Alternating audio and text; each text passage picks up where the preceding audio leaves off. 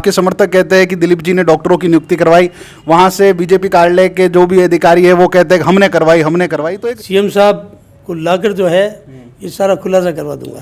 कि परिसीमन के पीछे जो मुख्य व्यक्ति है वो दिलीप चौधरी जी है। जैतारण की राजनीति अपने बदलाव के चरम पर है। बहुत सारे युवा नेता जैतारण की राजनीति में प्रवेश कर रहे हैं। विधायकी के चुनाव के बाद में एक परिदृश्य पूरी तरह से बदल गया था कि जो एक सांचा पुरानी राजनीति ने धारण कर रखा था कि उसी सांचे से ढलकर नए नेता निकलेंगे, वो सांचा धीरे धीरे टूट गया और कुछ नए नेता राजनीति में आए। तो बहुत सारे बदलाव हुए और वो बदलाव आने वाले चुनावों पर भी धीरे धीरे कहीं ना कहीं असर दिखाते जा रहे हैं। हमारे साथ आज की विशेष चर्चा के लिए जैतारण के पूर्व संसदीय सचिव और विधायक श्रीमान दिलीप जी चौधरी है। चौधरी साहब अपने एक अलग तरह की राजनीति के लिए जाने जाते हैं। चौधरी साहब उस जमाने के नेता है जब कांग्रेस ने बहुत स्ट्रगल के बाद में जैतारण के अंदर अपना बोर्ड बनाया था, भले वो नगरपालिका का हो भले विधायकी का हो। अब वापस पंचायती राज चुनाव के बाद में नगरपालिका का बोर्ड आने वाला है। पिछली साल के भी रणनीति ऊपर नीचे की कश्मकश के बाद में आखिरकार में कांग्रेस का बोर्ड बना था जिसका कार्यकाल अभी समाप्त हुआ। बहुत सारे पक्ष के लोग भी बोलने वाले हैं, बोर्ड के बहुत सारे विपक्ष है। राजनीति के अंदर लोकतंत्र का यही मजा है कि आप अपने चुने हुए जनप्रतिनिधि पर आरोपित कर सकते हैं और उनके अच्छे कामों पर बड़ाई भी कर सकते हैं। तो हमारे साथ आज दिलीप जी है। दिलीप जी, आपका बहुत बहुत स्वागत सम्मान। हम आपसे बार बार मिलते रहते हैं। आज आपका बिजी कार्यक्रम है, संध्या का समय है, सीधे सवालों से बातचीत करते हैं। निर्वाचन आयोग ने होम मिनिस्ट्री की मीटिंग कर ली है और बहुत यथावत संभव है कि 2-4-5 दिनों के अंदर नगरपालिका चुनावों की आधिकारिक घोषणा होने वाली है।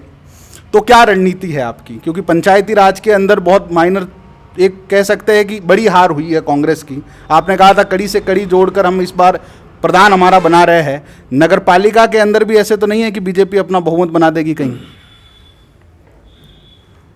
नगरपालिका के चुनाव इस बार जैतारण के जो होंगे, आप सब जानते हैं कि पिछली बार हमारा कांग्रेस का बोर्ड था और उस वक्त भी हमने विपरीत परिस्थितियों में शहर की सरकार कांग्रेस की बनाई थी।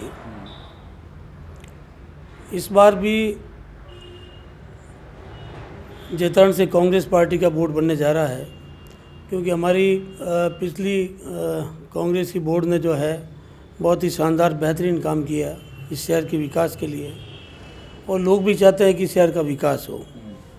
विकास तब होगा जब कड़ी से कड़ी कैसे जुड़े। राजस्थान में कांग्रेस की सरकार है और राज है जिसका काज है, तो सरकार के साथ हर व्यक्ति जुड़ना चाहता है।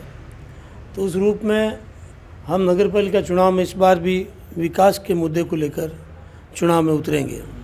आपने कड़ी से कड़ी जोड़ने की बात की। आपके विपक्षी जो है, जो बड़ी करीबी प्रतिद्वंदी है और भी सत्ता के अंदर है, वो हमें 2 दिन पहले हमारे एक इंटरव्यू में मिले थे। तो उन्होंने कहा ये सवाल जरूर पूछिएगा कि दिलीप जी बड़े आश्वस्त थे पंचायती राज को लेकर कि हमारा जरूर बहुमत के साथ बोर्ड आएगा और रायपुर और जैतारण दोनों जगह हम हमारे प्रधान बनाएंगे। ये कड़ी से कड़ी कहाँ टूटती हुई नजर आई आपको? क्या कमियाँ रह गई जिस पर मंथन होना चाहिए कांग्रेस का? देखिए, जैतारण विधानसभा क्षेत्र का 2 पार्ट है, एक जैतारण पंचायत समिति, एक रायपुर पंचायत समिति है। रायपुर पंचायत समिति में हमारे जैतारण क्षेत्र के 13 पंचायत समिति मेंबर चुन कर आते हैं। इस बार 13 में से 7 स्थानों पर भाजपा जीती, 5 पर हमारी कांग्रेस पार्टी जीती और 1 निर्दलीय प्रत्याशी जीत कर आया। और वोटों का रेसा कोई लंबा चौड़ा नहीं है, 2-2.5 हज़ार का गैप है हमारे और बीजेपी के बीच में। हमने बर और सुमेल की सीट हमारी 100 वोटों से कम अंतर में हारी है, तो मार्जिन रेशो पे हम रह गए। वो 2 सीट जीती, हम 7 पे रहते, बीजेपी 5 पे रहती। कोई लंबा चौड़ा आंकड़ा नहीं है। जैतारण में भी हमारी कई सीटें जो है बहुत मार्जिन पे आ रही है। तो इस रूप में और कई जगह हमारा बूथ मैनेजमेंट थोड़ा कमज़ोर रहा। हम कोई भाजपा से नहीं आ रहे हैं, हमारे बूथ मैनेजमेंट की कमी से हमारे कांग्रेस के वोटर मतदान केंद्र तक पहुंच नहीं पाए और शादी ब्याह का मामला भी था, सामाजिक कार्यक्रम भी तादाद में थे। ये सारे मामले हमारे बीच में थे और जैतारण में भी भाजपा और हमारे बीच में करीब 4,000 वोटों का अंतर है। कोई लंबा चौड़ा अंतर नहीं। 34,000 वोट वो ले गए 23 वार्डों में और हम 23 वार्डों में 30,000 वोट ले गए। तो हमारे दोनों के बीच में 4,000 का अंतर है, कोई बहुत बड़ा गैप नहीं रहा। तो वो गैप हम पाट सकते थे अगर हमारा बूथ मैनेजमेंट मजबूत होता। हमने रास की सीट 1800 वोटर जीती है। हमने सेवरिया की 12 नंबर सीट जो है 1400 वोट से जीती है। तो वोट बैंक हमारे पास बहुत तगड़ा था इस बार, लेकिन पोलिंग मैनेजमेंट पूर्ण होने से हम चुनाव में कुछ सीटों पर कम मतदान होने से और कम अंतर से हार गए। चलिए चौधरी साहब, वो पंचायती राज के चुनाव थे वो हुए, मगर नगर पालिका परिशमन हो चुका है, राजनीतिक समीकरण थोड़े बदलेंगे। जो पिछले सालों से थड़े में थे कि 20 में से एक ज़्यादा लाना है, 10 के साथ एक होते ही चेयरमैन बन जाएगा, 25 हो चुके हैं। और जेतारण का मारवाड़ एक्सप्रेस थोड़ी बेबाकी से सवाल पूछता है, तो एक सीधा सा सवाल आप पे आरोप मान सकते हैं, जो जनता का है, हम जनता के बीच में रहते हैं, कि परिसीमन के पीछे जो मुख्य व्यक्ति है वो दिलीप चौधरी जी है। आप मानते हैं कि परिसीमन आपकी अनुशंसा से हुआ? नहीं, वो तो देखो राज्य सरकार के नियम कायदे से हुआ, और जो भी अधिकारियों ने बहुत ईमानदारी और निष्पक्षता के साथ परिसीमन किया है, तो ऐसा कोई बात नहीं है। तो परिसीमन के बाद में राजनीतिक बदलाव कुछ होंगे नजर आएंगे, क्योंकि पूरे बाजार में और बस स्टैंड पर एक चीज़ है कि परिसीमन के बाद में 7 वार्ड ऐसे हो गए हैं जहां कांग्रेस के पास दावेदार नहीं है। आप भी मानते हैं ये बात? 8-9 सीटों पे भाजपा के पास भी दावेदार नहीं है। आप चिंता मत करो, जेतारण में इस बार हर सूरत में कांग्रेस का चेयरमैन पुनः बनने जा रहा है। कांग्रेस का चेयरमैन बनेगा और 100% बनेगा। हमारी पूरी तैयारी है। चुनाव चाहे कल डिक्लेयर हो जाए, चाहे 15 दिन बाद डिक्लेयर हो, जेतारण में वापस कांग्रेस का बोर्ड बनने जा रहा है। चौधरी साहब, एक कुछ चीज़ें, कुछ मुद्दे हैं, वैसे जनता के बहुत सारे काम हुए भी है, हम नित्य आलोचना करते रहते हैं नगर पालिका के मुद्दों की, जो हमारा काम भी है, और ये उदारता है उन जनप्रतिनिधियों की जो हमारी आलोचनाओं को समालोचना लेकर उस पर कार्य करवाते हैं। मगर कुछ काम जो आपके नगर पालिका बोर्ड में लंबित रह गए, जैसे शिवरेज का एक बड़ा कार्य था, शुरुआती तौर पर आपका चुना हुआ बोर्ड जो है, जब गोयल साहब वहाँ पे इनोग्रेट कर रहे थे तो उन्होंने सद्बुद्धि यज्ञ किया, बाद में उसी योजना को उन्होंने समर्थन कर दिया, और हालात आज भी जेतारण के हैं कि सीवरेज के चलते हुए बम्बों का बास, नाइयों का बास, मुख्य बाजार को इतना खोखला कर दिया गया है कि वहाँ के मकानों में दरारें आ रही है। तो ये सीवरेज का काम अगर आपकी सत्ता वापस आती है तो उस पर एक आयोग जरूर बैठना चाहिए, क्योंकि ये इतना बड़ा 47 करोड़ का बजट वाला, महा बजट वाली परियोजना, जिससे जेतारण को कोई बड़ा लाभ नहीं होगा, बहुत सारे कनेक्शन आज भी लंबित है। आप इस योजना को कैसे देखते हैं? देखिए, सीवरेज का कार्य 2013 में स्वीकृत हुआ मेरे विधायक कार्यकाल में, और पैसा रिलीज हो गया। काम भाजपा सरकार में हुआ था ये 2013 से 18 के बीच में। तो इनकी सरकार के बीच में ये कार्य हुआ, इसमें गुणवत्ता में कमजोरी रही, काम ठीक नहीं हुआ। मैं भी लगातार कह रहा हूँ। तो बोर्ड कांग्रेस का था, सरकार भाजपा की थी, तो कांग्रेस के बोर्ड को पूर्णतः सहयोग मिल नहीं पाया। प्रशासनिक लवाजमा इनका था, तो इन्होंने अपनी मन मर्जी से जो कार्य हुआ, इसको मैं मानता हूँ कि सीवरेज का कार्य इस शहर के अंदर अच्छी गुणवत्ता के साथ नहीं हुआ। मैंने खुद ने शिकायतें की है। तो हमारा बोर्ड जब बनेगा, और मैंने इसकी पूरी वार्ड वाइज भी इसका विश्लेषण करवाया हमारी सरकार आने के बाद में, हमने इनको नोटिस भी दिलवाया। हमारा नया बोर्ड बनते ही हमारा पहला काम होगा, सीवरेज का जहाँ भी सिस्टम ख़राब है उसको कैसे ठीक करें। सीवरेज से जो ढाणिए वार्ड नहीं जुड़ पाए उनको हम कैसे जोड़ने का काम करें। डीपीआर जब मेरे समय में बनी थी सीवरेज की, और बाद में जब काम हुआ उस डीपीआर को छेड़छाड़ कर दी। जो सीवरेज में जुड़े हुए एरिया नहीं था वहाँ पर सीवरेज डाल दी, जो जुड़े हुए एरिया उसको वंचित रख दिया। जहाँ सीसी रोड सीवरेज के बाद होनी चाहिए थी वहाँ नहीं बन पाई, जहाँ अनावश्यक रूप से वहाँ तादाद में बना दी। ये कई मामले हैं। तो हो गया काम ये, देखिए हमारा वापस बोर्ड बनेगा, सीवरेज को भी सिस्टमेटिक ढंग से इसको कैसे ठीक करें वो देखेंगे हम। एक आरोप चौधरी साहब आप पे ये भी है कि चौधरी साहब नगरपालिका की सत्ता का दुरुपयोग करते हैं। भाजपा शासित जो भी बोर्ड है वहाँ पे काम नहीं होता। गायत्री मंदिर वो ऐसा एरिया है जहाँ से राजस्व विभाग के पट्टों का सबसे बड़ा रेवेन्यू वहाँ से जनरेट हुआ है, मगर वहाँ की मुख्य रोड लंबित पड़ी है। और भाजपा के तथाकथित पार्षद ये बार बार आरोप लगाते हैं कि दिलीप जी के इशारे पे कांग्रेस का बोर्ड जो है, जहाँ से बीजेपी के पार्षद जीत के आते हैं, वहाँ पे कार्य नहीं करता। नहीं, ऐसा कुछ भी नहीं है। पूरे शहर के अंदर विकास हुआ है, वहाँ पर भी हमने सड़कें बनाई। अभी सड़क की नई एक सड़क बनी है उसमें, और भी अब एक साथ तो सारे कोई वंचित कार्य रह गया है, तो हमारा वापस बोर्ड बनेगा, उसको प्राथमिकता देंगे हम। पूरे शहर का हम तरीके से काम करेंगे। हमने काम भी किया है। अगर कहीं विकास में कोई कमी रह गई हो बजट के अभाव में, तो आने वाले समय में इसको प्राथमिकता देंगे। जैतारण नगरपालिका चेयरमैन की सीट जो है एक जातिवादी रूढ़िवादी व्यवस्था से ग्रसित है, वो आप भी जानते हैं। मगर इस बार परिसीमन बदल गया है तो बहुत सारी नई जातियां राजनीति की तरफ अग्रसर हुई है, उनको भी टिकट दिया जाएगा, उनके भी युवा जीत कर आएंगे। तो इस बार समीकरण क्या रहेंगे और खासकर कांग्रेस की क्या प्लानिंग रहेगी युवाओं को लेकर और नए मुद्दों को लेकर? किन मुद्दों के साथ नगरपालिका चुनाव कांग्रेस की सरकार लड़ेगी? देखिए, अब की हमारा एक ही मुद्दा है, इस शहर का विकास, इस शहर का सौंदर्यीकरण, स्वच्छता, बिजली पानी की व्यवस्था, सड़कों की स्थिति ठीक करना, सीवरेज की व्यवस्था बिगड़ी हुई है उसको कैसे सुधारें, आपका ड्रेनेज सिस्टम, पानी निकासी का प्रबंधन है। ये तमाम काम जो है इसको हम लिस्टेड करके उसको मुद्दा बना के हम काम करेंगे। हम अब की व्यवस्थित चुनाव लड़ने जा रहे हैं और मुद्दों पर आधारित हम चुनाव लड़ेंगे, क्योंकि पिछला बोर्ड हमारा 5 साल रहा, 3.5 साल भाजपा की सरकार में हमारा बोर्ड बहुत तेज़ गति से काम नहीं कर पाया। हमारी सरकार आती 1.5 वर्षों में हमने वो 3.5 साल की कसर निकाली है, हमने काम किए हैं। और इस शहर के शमशान भूमि, कब्रिस्तान, धार्मिक स्थल, विभिन्न वार्डों के डाणियों में, आज माड़ियों के वार्ड के अंदर सबसे अधिक काम हमारे बोर्ड ने किया है। आज पूरा वो वार्ड पिछड़ा हुआ वार्ड था, वो हमने काम किया। हमारे बोर्ड में जितना काम हुआ है कभी नहीं हो सकता है। तो ऐसा नहीं किसी को हमने अछूता छोड़ा है। आज डाणियों में लाइटों का प्रबंधन किया है, सड़कों का प्रबंधन किया है। मैं जब विधायक था, मालियों के वार्ड में 72 लाख की पेयजल स्कीम लेके आया। वो मेरे कहा जितने भी GLR बने हुए हैं, हमने करीब 18 किलोमीटर पाइपलाइन बिछवाई। तो काम में हमने कहीं कोताही नहीं बरती है और भी जम के काम करेंगे। जो अधूरे रह गए, कोई काम हम करना भी चाह रहे थे, बजट के अभाव में अगर नहीं कर पाए, उन कामों को भी हम आने वाले समय में प्राथमिकता के आधार पर काम करवाएंगे। दिलीप जी, आपके लंबे समय जो प्रतिद्वंदी रहे और अभी आपके सरकार को ग्रहण करके बैठे हैं आदरणीय सुरेंद्र जी गोयल साहब, कहा जा रहा है कि इस बार के नगरपालिका के चुनाव में वो भी अपने तरीके से, एक अफवाह है अभी तक ऑथेंटिक तरीके से हम उसकी पुष्टि नहीं कर सकते, कि वो भी अपने कैंडिडेट उतारने वाले हैं। नहीं, हमारे साथ ही है, मेयर गोयल साहब एक ही हैं, हम मिलकर चुनाव लड़ेंगे और वो कांग्रेस में हमारे साथ है।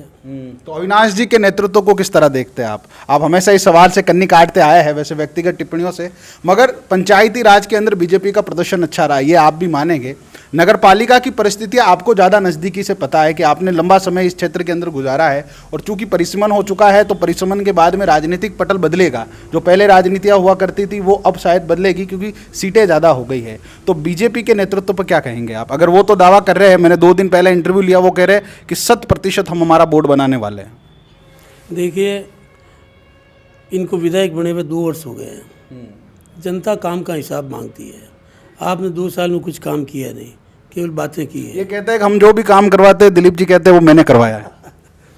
वो उनकी मर्जी है, कुछ भी बोले, लेकिन इस पर आप लोग चाहते हैं, जैतारण की पब्लिक चाहती है, ये आपसी ये जो द्वेष चलता है, आपके समर्थक कहते हैं कि दिलीप जी ने डॉक्टरों की नियुक्ति करवाई, वहां से बीजेपी कार्यालय के जो भी अधिकारी है वो कहते हैं कि हमने करवाई, तो एक द्वंद्व उत्पन्न हो रखा है कि काम किसने करवाया, जस की लड़ाई क्यों चल रही है? ये ऐसा है कि राजस्थान में अशोक गहलोत जी मुख्यमंत्री है और गहलोत साहब का हमेशा मेरे ऊपर आशीर्वाद बना रहता है, ये पूरे इलाके के लोग जानते हैं।